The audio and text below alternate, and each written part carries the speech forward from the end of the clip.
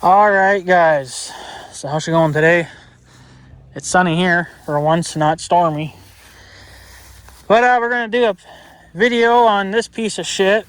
I don't remember I think the last video was, it's 6,000 miles or something like that. I don't remember what it was, but this one's at 8,000 miles. We are a little over 8,000 miles. I think like 8,029 miles.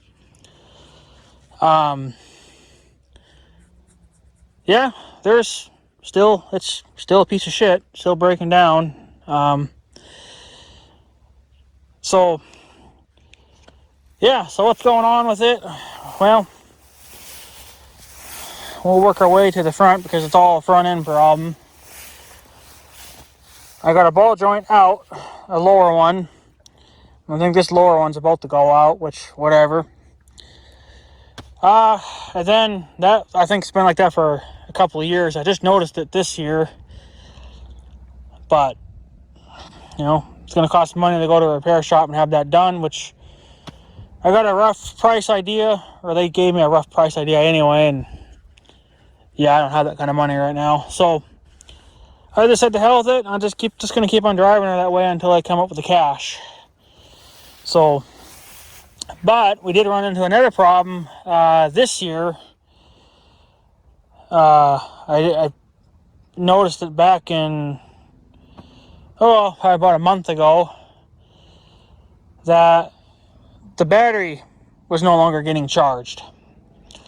Now, if you look it up on YouTube, there's lots of videos out there. They're always saying that it comes back to the voltage regulator, which is mounted under here, under this rack. It's right here. Okay, I replaced it. Didn't fix the issue one bit, so that tells me there that it's the main charging system that's down on the front of the engine, which is a nightmare to replace. I've seen videos on that. Absolutely no way in hell I'm doing that. So I think to replace the ball joints, I think she said it might be about $300 to $400, depending on how hard it is for them to come out. Because the more they got to fight with them, then the more the bill gets, goes up. So, but I have no clue what it would cost to replace that charging system, because you have to literally gut the front end. All this has to come off. The fuel tank has to come off. I'm not sure about the front tires. I don't think so, but you got to pretty much gut the whole freaking front end of this machine. So, not something I'm going to do. Yeah, it sucks too, because I was in the process of putting a CB radio back on this thing. I've put my mount on and a quick disconnect and ran the coax wire, only to come to find out that, the battery's not keeping a charge, so running a CB radio wouldn't really be an option, because you would drain the battery. Probably not as quick as it would be running, but I like to be able to have the CB on even when the four-wheeler's off. But that's not really an option, unless you put a second battery on here. That's another thing.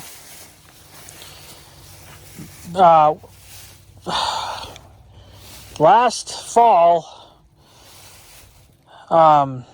the second battery that was in here,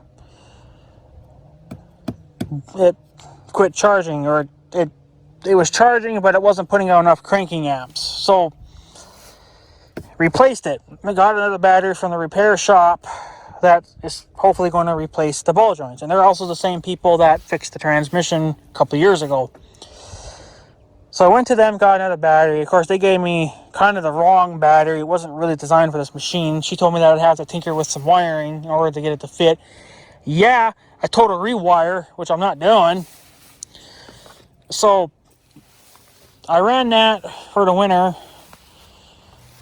and it was fine. Obviously, I've replaced the battery. I got my starting back, because I was always jump starting it off of this thing, a little jump pack thing, when I wanted to drive them in the wintertime.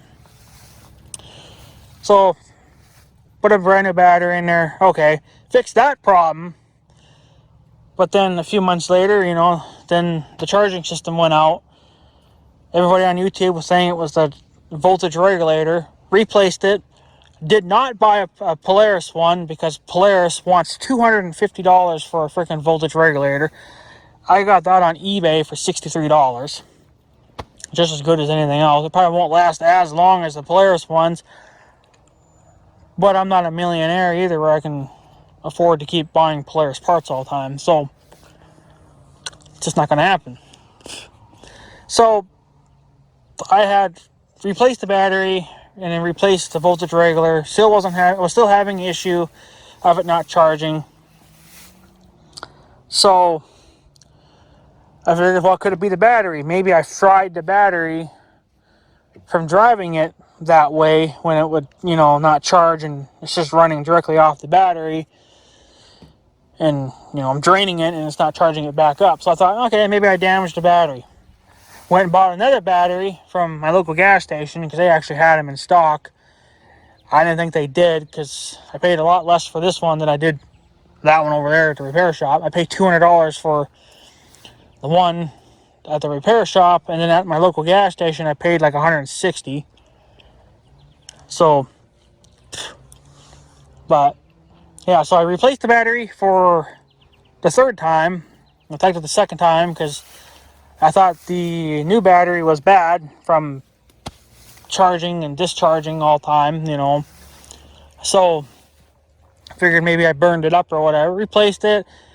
Didn't fix anything. But this battery that's in there, which is not a Polaris battery, supposedly from what the girl says, Polaris no longer makes batteries, which I don't know or not. But the one that she gave me was completely not meant for this machine. It was meant for something else. So she said it was meant for this machine. Well, no, because you'd have to rewire it, and I'm not doing that. So I bought this battery, and this battery is more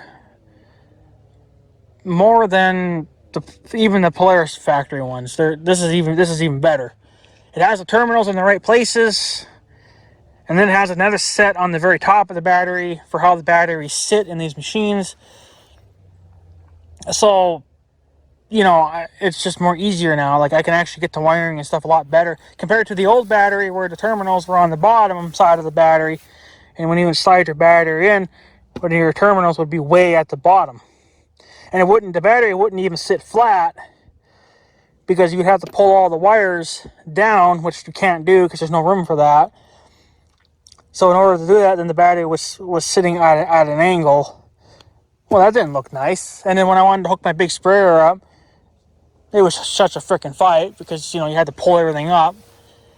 This way, it's just clip on, walk away, done. It's easier now. So, should have went to them in the first place. If I would have gotten a battery more to my liking the first time around, instead of going to the repair shop, which they gave me the wrong battery. But that was a few months ago, and, I don't think they would give me my money back. And she did say that, I'd have to tinker with some wiring. Yeah, tinker. There's a difference between tinkering with wiring and doing a complete rewire. Yeah, there's a difference there, people. So that's what's going on with this machine as of right now. No charging. Ball joint out. I'm going to get all four replaced. Just makes more damn sense instead of replacing the one that's wore out. But until I come up with close to $1,000, I'm sure it'll be $400 for this son of a bitch, and then probably another $400 for the freaking charging system to now be replaced. So, other than that, the machine again it's been running perfectly fine. I just got done servicing it, changing oils. Made another mistake on my end, which whatever. I forgot to put didn't notice that it was missing, but it was. You take the drain plug out to dump out your oil. There's a little copper washer on there. I believe that's where it went. Didn't put it on there. Totally just, I guess I didn't realize that it actually was stuck to the bottom side of the engine. And then I had pulled the nut away, And then I guess at some point the force of the oil actually broke it free, and then it landed in my oil pan. The only way I was able to find it was that my little thing had a screen on it, so it caught it. I was like, yay. So that just made my job a lot harder. And that was after putting the plug back in and putting the new oils in. I think I'm going to start doing it differently, where I dump the oils right after it, it's just, yeah. So I ran it out here, did a couple of small things. I got a couple of more small things I want to do. And it wasn't dripping oil, so I don't know if it'll be an issue or not, but I don't know. I'm not fixing it now. It's just ridiculous. So, but I guess that's my sign. When things go too easy, that means something bad's going to happen, because changing oil on this thing, it went pretty well this time. Usually it's always a fight. Everything fights me. Same thing with the lawnmower too. It always fights me too, but I don't know. This time everything went smoothly. Well, that was a sign that one thing's going to happen. That was it. Didn't put the copper washer back on. I don't know. The engine leaks oil anyway, mostly in the wintertime, but I'm not going to worry about it. If it starts to be an issue, whatever. Then I'll do something about it, but I think I'm just going to go ahead anyway and replace the drain plug, because it looks like it's kind of starting to get kind of wore out a little bit. So I might just replace it and then get a new copper washer for it next year, if it holds out that long. As long as it holds out for the rest of summer, I'm alright with it, because I most likely will not be driving this thing this winter, because I got a new ride, much bigger than this. It's not even a four-wheeler. So it's a Chevy Tahoe. It's a Blazer, because I needed my own wheels that were street legal, and I couldn't find anything. I wanted a pickup truck, but I couldn't find any that were close to home. I'd have to go like 3 hours away, and I wasn't going to do that. So come across the Chevy Tahoe 2012 model. So that thing actually should be ready to go here in the next month. Hopefully it'll be ready to hit the highway. It does have to go to a GM dealer to get the airbags replaced, because they are defective. But other than that, whatever. So probably won't be driving this thing too much in the wintertime, because I'll be driving the Blazer quite a bit. So, but yeah, other than that, there's not any other issues going on. I think I talked about this before, but I don't remember. I did replace this taillight bulb in here. It didn't burn out. We were herding cattle, because we run a small ranch, cattle ranch, and I used my four-wheeler as a block. The cow didn't give a shit. She just went right for it, shoved this all over. This whole thing gave, and then it popped the bulb out, and then it smashed, and I think it hit the spring down there and shattered the bulb. So got a brand new taillight bulb in there. The lens is all right. That's still original. It's just a bulb popped out. So I did that. And then a few months ago, this would have been back in spring. I do want to point this out because I don't like it. I replaced all the light bulbs because this one blew out. It blew out. So I replaced them with LEDs. And I don't know if it's going to show up on camera, but there they are. They suck. Everybody says the LED light bulbs for these machines suck, and that's correct, because I don't know why they suck. I mean, it's just, I got LED lights in the back of my tractor. Of course, they're 2,000 lumen each, so a total of 4,000 lumens.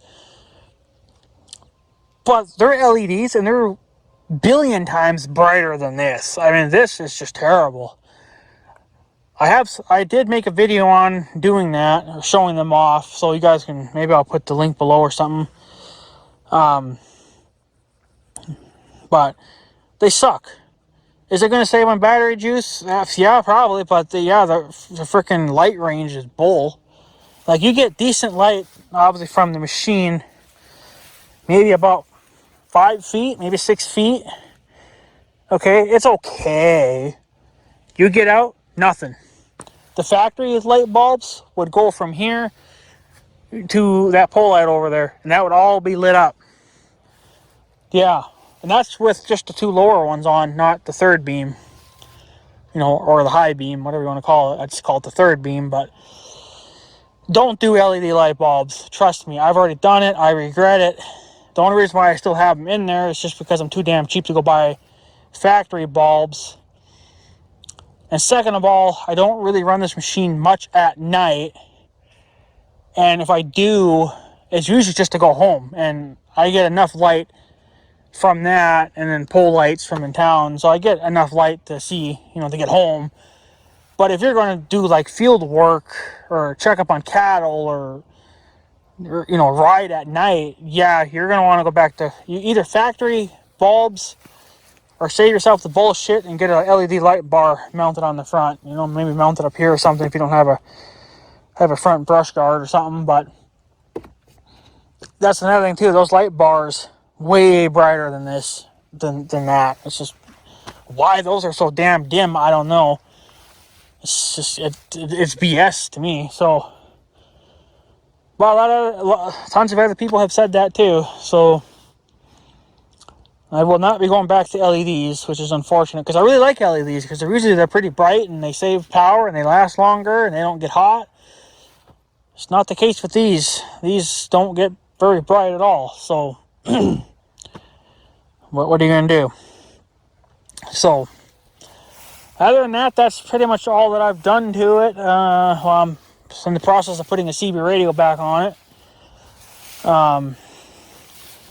But unfortunately, since it's not charging, there's really no sense of going any further, which kind of sucks because I already ran the stinking coax and put the antenna stuff on. Of course, you don't see the antenna itself because I took that off right now for the oil change and whatever else. But yeah, it's still, you can see that it's dirty. And it's been dirty since spring because we've had a terrible spring because this field was underwater for like a month, you know, because of the flooding that we had going on, all the heavy rain. But the roads were still muddy and shit too, so this machine was pretty dirty. She's a little cleaner now, but I haven't yet scrubbed it. I'm so irritated with this machine that I feel like it doesn't deserve a bath, you know. But it needs one, but you know, those rims might be too far gone now. I don't know if they would shine up much now since they've been in the mud for so long, but whatever. But other than that, everything's still been still original. Everything's still here, like the light bars. Those were on the last video. They're always still on there.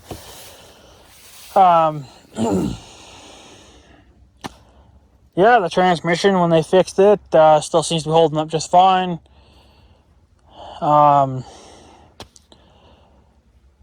Yeah. So, other than that, I haven't really had too many issues with it. I mean, it looks like every year it's going to be a breakdown, though. Of course, it's got 8,000 miles, which I guess don't think I've shown that to you guys. 8,000 miles. 22 miles since fill up, not quite 1 mile since oil change, 1,700 hours, and 0 services and whatever else. So, but yeah. So replacing the voltage regulator, that was a job and a half. I just kind of routed the wiring different to how it was from the factory, but I found it easier the way I did it. I just kind of went around everything. As long as it's not touching hot parts or moving parts, it's fine. So, but yeah, tires, those are the ones I replaced obviously a few years ago. I should get many years out of them yet. There's a video on them as well. You guys can look it up or whatever, or ask for the video link and I'll give it to you. Other than that, not much has, changed. Obviously I've replaced the headlights, which regret doing that. Gonna go back to factory sometime. Oh yeah, and last winter, or this past winter, I didn't blade any snow with this at all. Because I finally got a snowblower for the front of the John Deere mower, which handled it a lot better. So Big Red here is officially retired from plowing snow. He's just more or less going to be a backup machine now if something should happen to the blower. But other than that, I'm done. I'm still leaving the winch on and everything. I'm not taking any of that off. It's nice to have all that stuff there when you do need to use it. So you can use the winch for other stuff too, just not blading snow. You can move logs and use it to get yourself unstuck if you get stuck, whatever. So the winch is always going to stay. But yeah, unfortunately that's what's going on now with it. It's just that it stopped charging the battery and I got a ball joint out. So, but whenever I can save up the money is when it will get fixed. And it probably won't get fixed until fall or winter time. Because we are kind of, cutting hay a little late this year because of how the flooding happened. So July is usually haying month. That's when we cut hay and bale hay, move hay, rake hay, do all that stuff. And then it's usually also calving season for us as well. But since the bull was brought a month late, they won't be calving until August, which is just in a few days. But so unfortunately, I kind of need them. I'm going to need them. So I don't really have, I can't, because if it goes in, it might be there for a month. Because that's how long it took to get the transmission fixed. Of course, it sat for 2 weeks at the repair shop because obviously there was other machines ahead of me. So 2 weeks of sitting and then 2 weeks for repairs. So it was quite a long month. But it kind of sucked too because I didn't have a way of getting around. Because I didn't have the Tahoe at the time. But now I got a Tahoe, so but I still want. I've also made a final decision, which isn't going to happen for a few more years. I'm thinking I might buy another new four-wheeler, because this machine is costing me a lot of money to fix every year.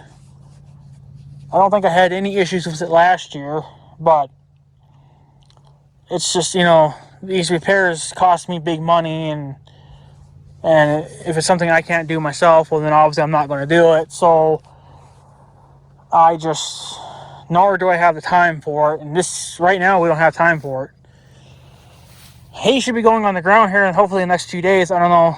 The friend that cuts our hay for us, he's busy cutting his own hay. So this hay needs to perk up a little bit more. All the other hay's done though, but it's ready to be cut. This stuff's a little bit behind because it was underwater the longest. But it seems to be bouncing back pretty good now. So, but anyways, yeah. So if anybody says something like, "Well, why didn't you replace the voltage regulator?" I did replace the voltage regulator. Did not fix the problem. That's usually the common problem. And if it ain't that, well then it's your main charging system, which is on the front of the engine. You got to gut the whole front end just to replace that. So it's not going to be done by me, so if I had a second four-wheeler, then it wouldn't matter. I wouldn't care then. This thing could just sit there until it gets fixed. But we kind of always need a four-wheeler around, so that's why I'm kind of thinking it's time for a new one. Probably still hang on the Big Red. I'm just going to use them as a sprayer rig.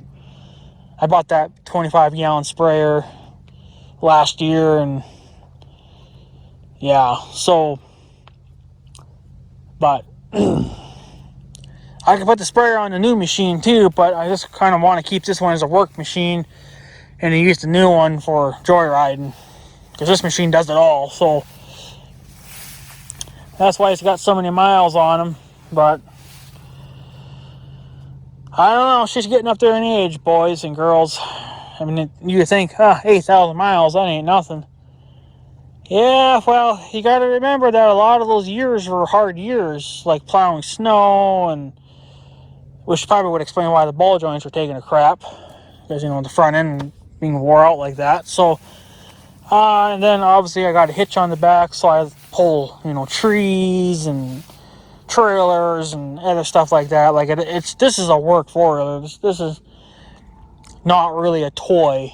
So it was being more or less used as a tractor for a lot of years too, cultivating gardens and whatever else. But we're in the process of getting our old little farm all up and running.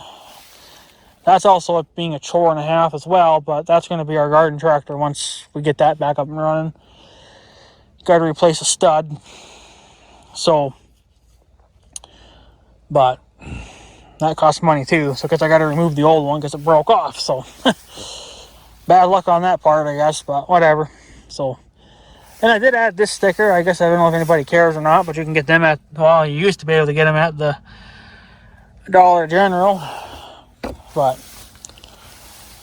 whatever. So, but anyways, guys, that's pretty much it. That's just an update on Big Red here, or the 2010 Polaris Sportsman 850 XP. You guys have heard it before. Now with 8,000 miles, we'll see if we can do one at 10,000 miles, or maybe 9,000. I don't know. We'll see what the hell happens, I guess. But we're there, and yeah. So, but that's what's going on with them now. There's no chargy battery. So, and I got a ball joint out. So, but I'm just gonna keep rocking them that way. I have to, so I gotta kind of need them. So, but I can usually get the battery to last quite a long time. Usually I'm not, as long as I'm not screwing around too much, just doing what I got to do. It'll last for a couple of hours anyway. I don't know. It kind of seems like since I put this newer battery in there, it seems like it kind of helped a little bit, but not much. So I don't know. The old battery still says it was doing perfectly fine, so I don't know. I guess I'll keep that for my sprayer. So if I need to run my sprayer, which I probably will be here in the next couple of weeks, but just put that second battery on the front, or I guess over there, and then put the hook the sprayer up to that. That way I'm not draining this battery down so quick. Get a little more run time that way, but yeah. So that's what's going on, guys. That's what's going on here with this 2010 Sportsman, aka Big Red. So, but whatever. It is what it is. I'm not going to worry about it. I'm just going to keep on driving on with it, and then once I get the cash, I'll fix the problems. But until then, ain't going to happen. So, but if you guys have any, I guess, questions or anything, I guess shoot them at me. But there's only so much I can do with you to help you with your questions. But if it gets real technical, or or you want to know something about the engine, well, there isn't much I know about the engine besides it's an 850cc engine made by Polaris, I guess, or something. I don't really know, but no problems with the engine, no, as of yet. No, I mean, it leaks, but I don't remember if it was the head gasket or the other gasket. I can't remember now, but it's the gasket. There's a gasket that's out, but it only leaks in the wintertime, so it's not really a concern because I don't drive it much in the wintertime. I haven't driven it too much this winter, or this past winter, and probably won't be driving it at all this winter coming up because I'll have the Tahoe. So, yeah. So,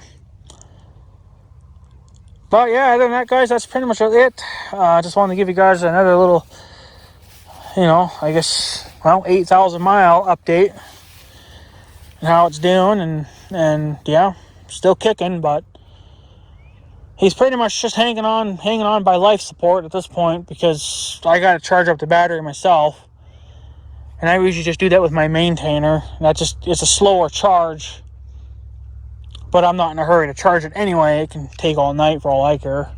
As long as it's fully charged by the next day, I'm all right with it. So, which it has been. So, hasn't been much of an issue there. But still have all the original tools and stuff in the back. But of course, I have all my stuff in there now too. But yeah. And if anybody asks if this leaks, yes, it does. Water does get in here. But sometimes you can just tighten this little nut here for your little handle thingy, your latch, and that usually seems to fix it. It seems to get loose after a while. It's kind of a dumb design, but whatever. That's what they did. So, but yeah, all I got left to do with this machine now is just grease it. That's the only maintenance that's left to do, just to grease it up. So, other than that, guys, that's pretty much it. So, I guess I'm going to take off. So, I guess have a good day and stuff. So, yeah. Thanks for watching, guys. Take her easy.